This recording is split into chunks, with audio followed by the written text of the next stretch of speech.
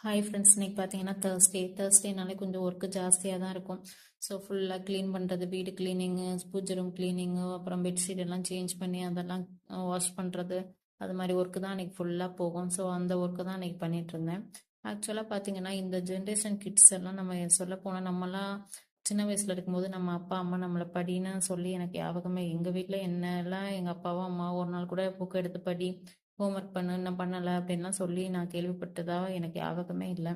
அதே மாதிரி ஹோம்ஒர்க் ஒரு நாள் கூட வந்து சொல்லிக் கொடுத்ததாகவும் ஞாபகம் இல்லை. ஆனால் இப்போ உள்ள பசங்களுக்கு பார்த்தீங்க அப்படின்னா அவங்களுடைய ஃபுல் ஒர்க்கையும் நம்ம தான் பண்ண வேண்டியதாக இருக்குது. அவங்களுக்கு எக்ஸாம்னா நம்ம சீக்கிரம் எழுந்து நம்ம அவங்களுக்கு எழுப்பி விட்டு அவங்கள படிக்க வைக்க வேண்டியதாக இருக்குது. அவங்களுக்கு கொடுக்குற ப்ராஜெக்டை நம்ம பண்ண வேண்டியதாக இருக்குது.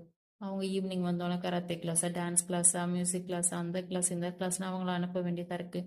ஈவினிங் வந்தால் வெரைட்டியாக ஸ்நாக்ஸ் செஞ்சு கொடுக்க வேண்டியதாக இருக்குது.